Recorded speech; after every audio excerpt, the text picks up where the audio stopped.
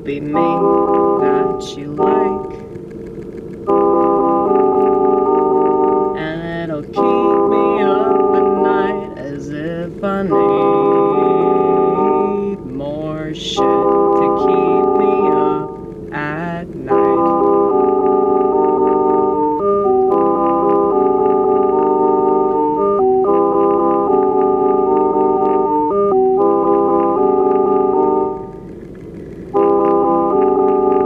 I made a decision to walk away, walk away from everything that my civilization told me. You gotta do this, you can't say that, you can't say that. You gotta do this, you can't say that, please don't say that.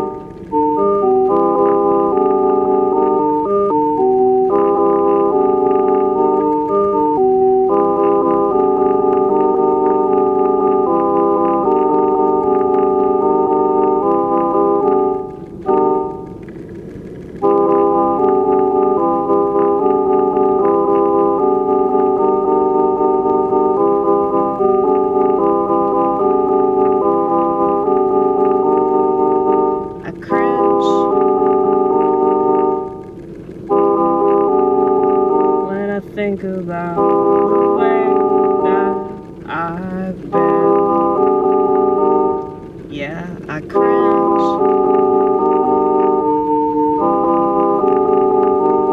Maybe that's why I would take a bottle and binge.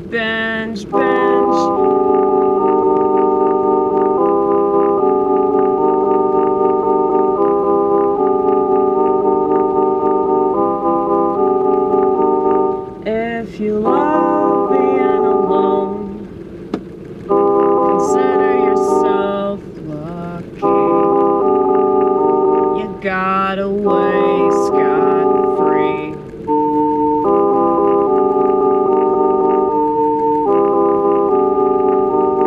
If you don't need somebody to hold you,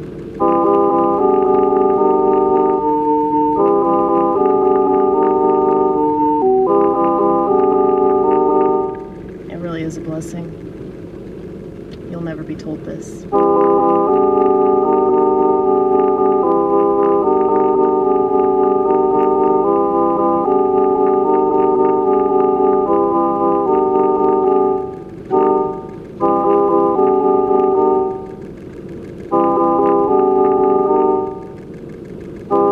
And I understand why the normies are so intimidated by me. I understand why I come across the way that I do, and it doesn't offend me the way that my perspective will surely offend you.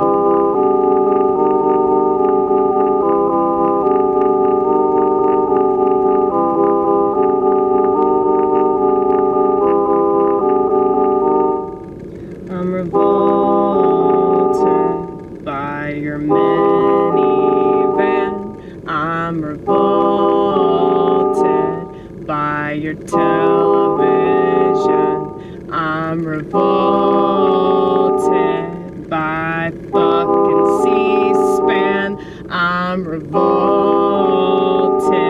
by the idea that I have to do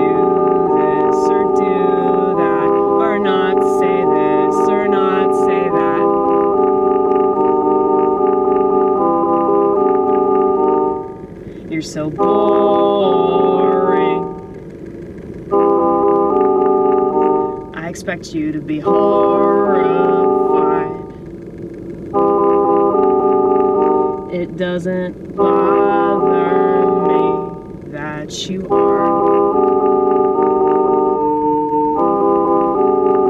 But I'll never tell you how I feel. Because it's none of your business.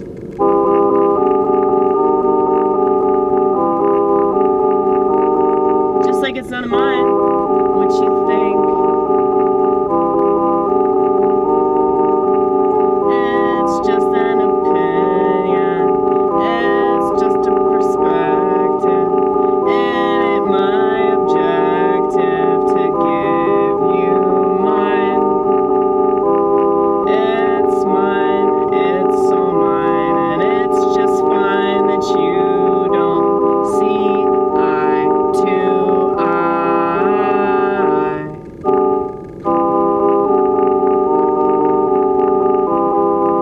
That Illuminati eye to Illuminati eye joke is really fucking good, and it really upsets me that people don't get it. Maybe it's just not that amazing, and it makes me laugh, damn it! It makes me laugh! I think it's pretty clever.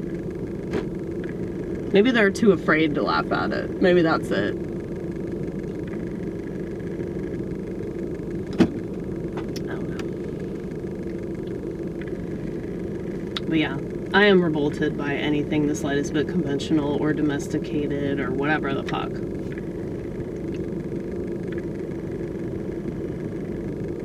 But you know, people live their lives the way they want to live their lives. It's fine. It's their life to live. It's their life to destroy. It's their child to dress up like a girl. You know? It's like all these people that are whining and fighting and they're so upset about this and that. It's like the more I think about it, it's just such a waste of time. All this shit is such a waste of time. Okay, I just did a poster, and maybe I'll show it to you, maybe I won't. It says, politics exists to catch flies.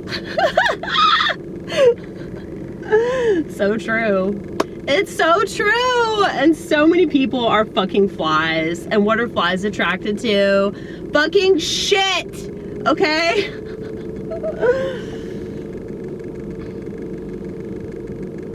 So my priest did a homily recently where I think he was quoting some other religious person that was talking about how flies are attracted to fecal matter and honeybees are attracted to flowers. And like, he was trying to make a greater point about how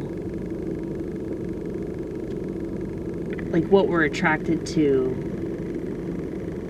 is gonna like change our behavior. It's gonna change like how we, you know, look at everything. And yeah, it's just so depressing to think about how many people are attracted to shit. You know? And I know I'm one to talk a lot because I know I bitch about a lot of stuff, but I like to think that I focus on the solution. You know, the solution is creating, and if I am creating, if I'm bitching about stuff in a creative way, then I feel like at least that's better than just bitching about stuff, you know? So here I go rationalizing. But that's why I try to have just as many posters, if not more posters, about the solution to the problem.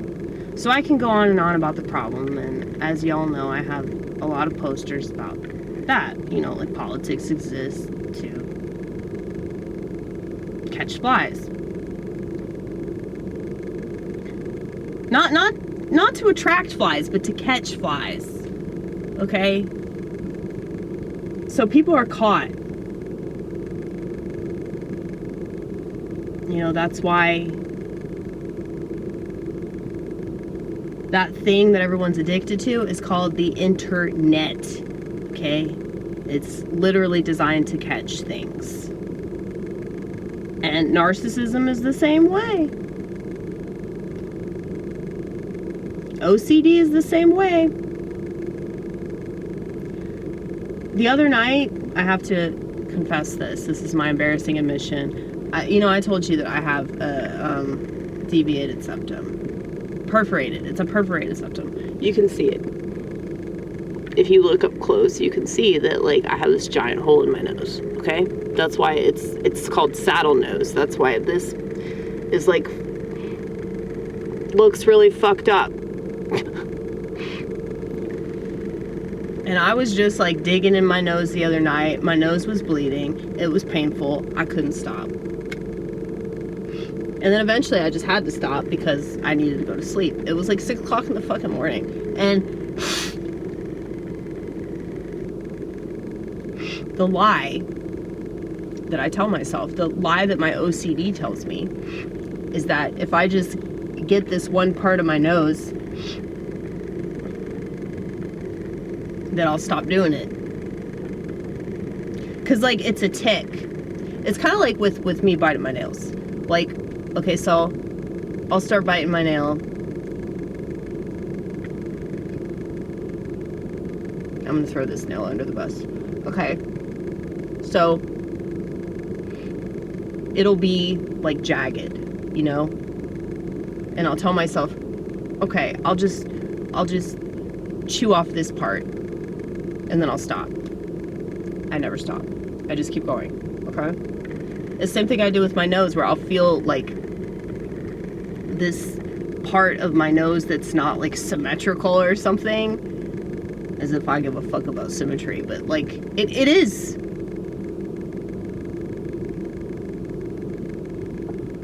Very, very OCD. But it's all about control. I'm like, well, you're lucky that it's just you. Like, you're not trying to control other people, you know? So at least there's that. At least I'm just tearing myself apart, you know? At least I don't, at least my nails are all brittle and torn apart and they look like shit and my nose is fucking caving in. You know, that's all. That's all I have to deal with, you know? But, I mean, because I know that I'm like that, it's like, why would I want to rope anybody else into this horse shit, you know? I see myself do the things that I see myself do. And those things bother me, and yet I still struggle with them. And there are certain nights where, like, I will literally spend hours, like, digging in my nose, and my nose will bleed, and I won't stop.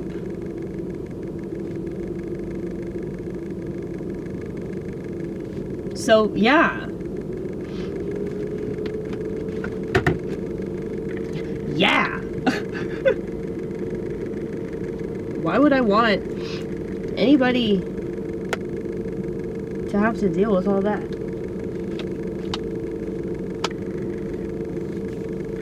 But yeah, that's an extension of my OCD. Okay? That's how bad it is. It's really, really bad. And, it embarrasses me, but I have to talk about it because of that.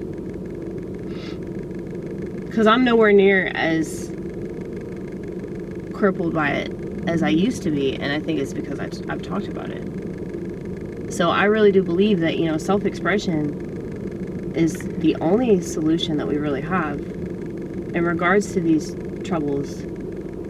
This seem to be of our own making, but I do think it's like this demon. I got demons, bitch! I got demons! Got demons that are attached to me.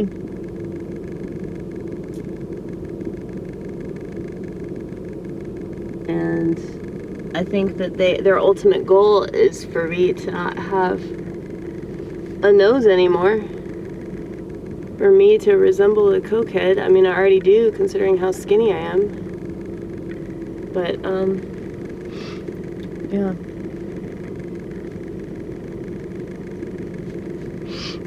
Anyway.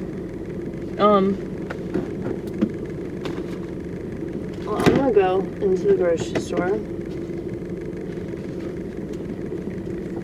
I gotta get fucking coffee, I think.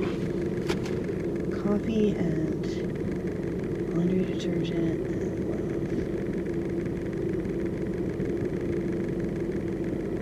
leche. Need some leche. Hopefully it'll be on sale again. Grass-fed leche. But anyway, that's milk in Spanish, okay? In case you're not familiar with Espanole. Oh, shit.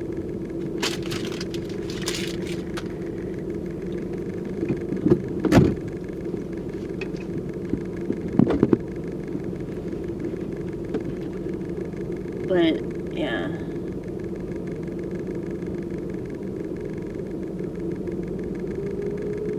I think I was trying to make a point about being alone, and I was using Morrissey to make the point for me. Because, like, his music is so inspirational to me. Because he was kind of an asshole. He's still kind of an asshole. He's one of the few musicians that's, like, really stood up to the leftist woke bullshit. And he talks about how, like, diversity is all about conformity. Yeah, it really is.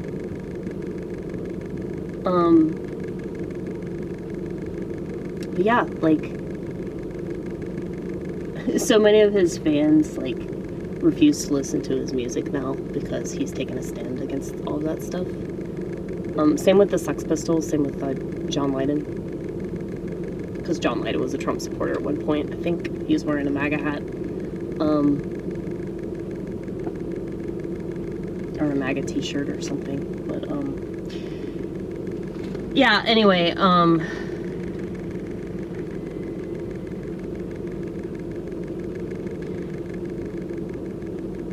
really inspired by musicians that have proven, not just through their music, but through their whole lifestyle. Fiona Apple is another one. They've proven that, like, yeah, you don't have to do that. You don't have to go the conventional route. And you don't have to feel bad about it either.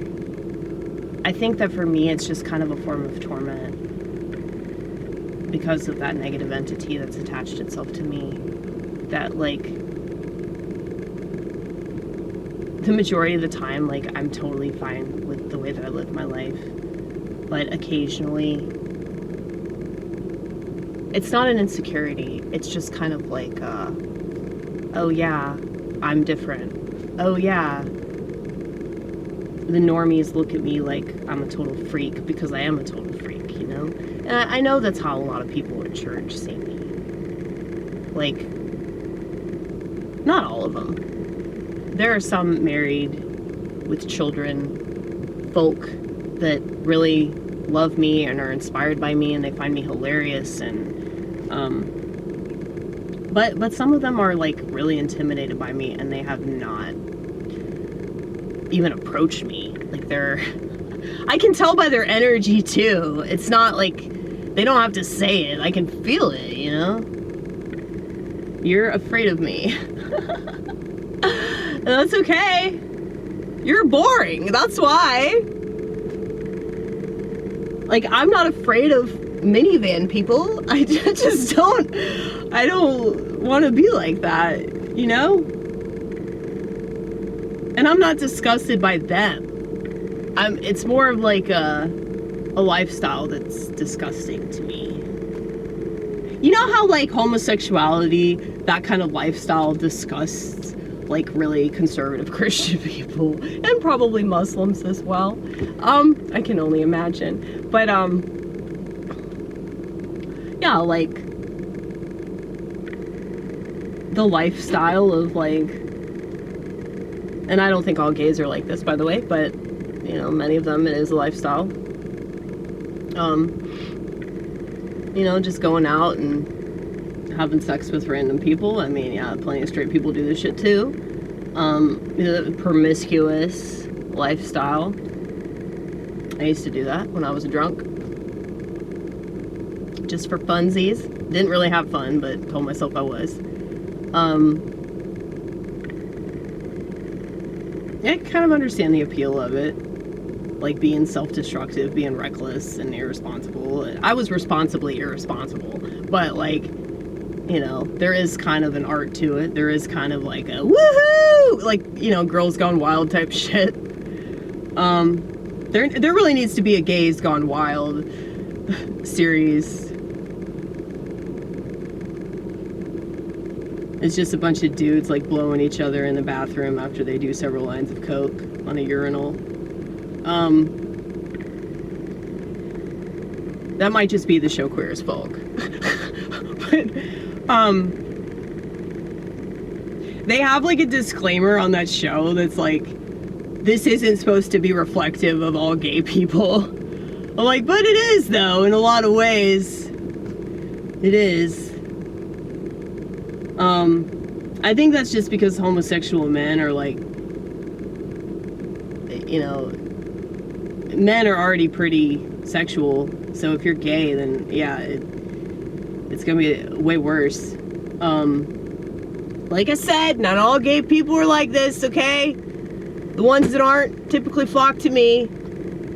Hi Felix.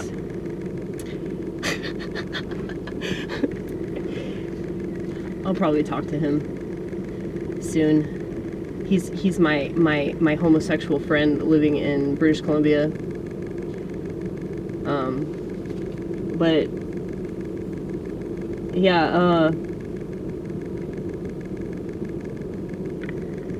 anyway, there's a whole lifestyle though.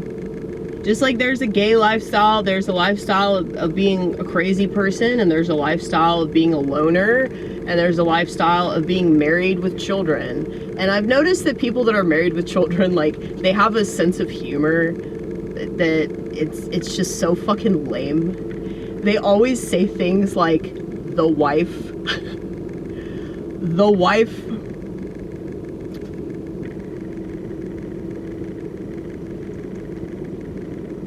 But, like, there's a softness that you see way more with men than with women.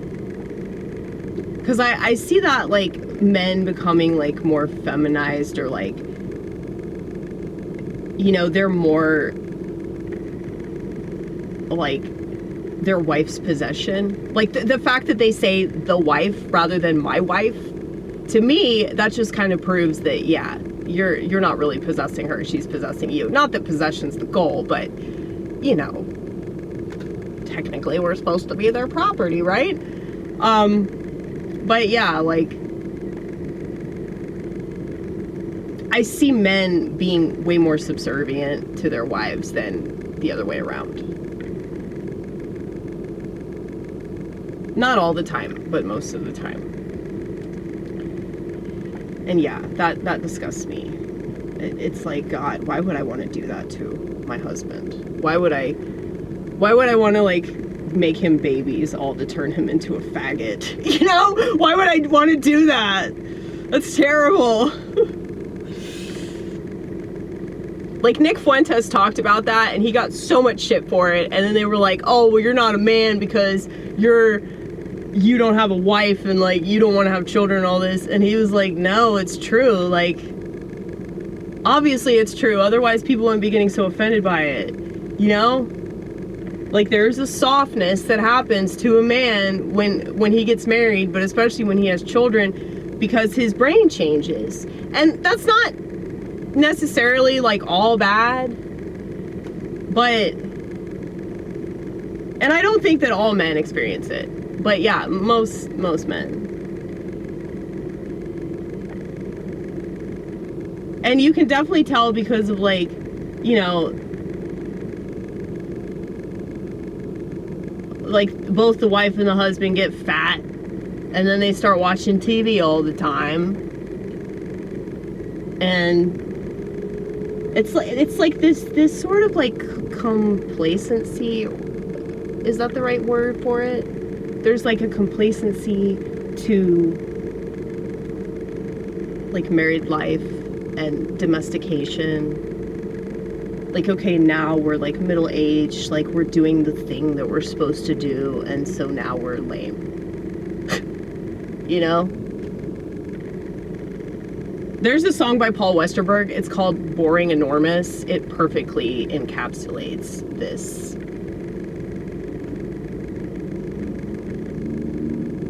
And yeah, that ended in divorce.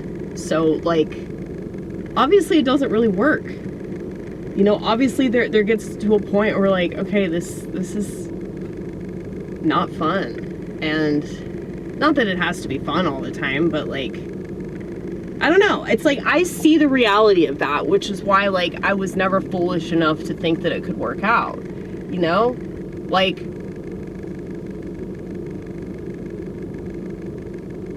sometimes, you know, I look at married people that are still happy, and I'm in awe of them for being able to maintain that. But most of them don't. And they don't maintain it because I don't think it's just like a lack of interest. I think it's like, maybe it's not worth maintaining. Like the whole American dream, you know? Maybe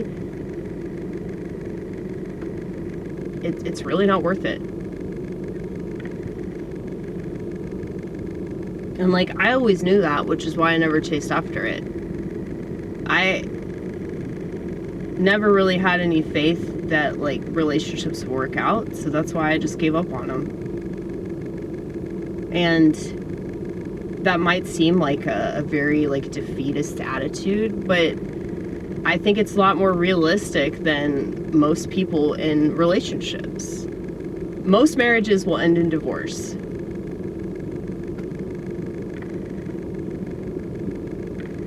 And we can blame women for that all we want, but I think that men are just as lame as women. We're just lame in different ways, you know? And people that give in to this modernity, like, modernity is not doing anybody any favors. It's just distracting people.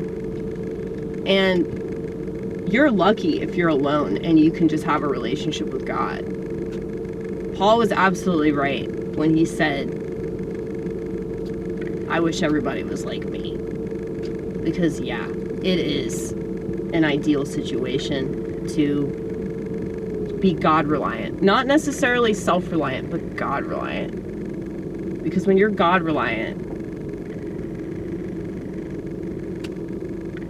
people can't let you down.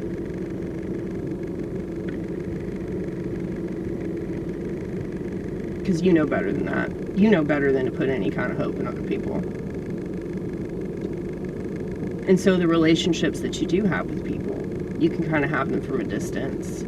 And they mean a lot more because they're genuine. You know, rather than like, oh, we're obligated to do this, or we're supposed to have this. Fuck that. Fuck that. Fuck that again.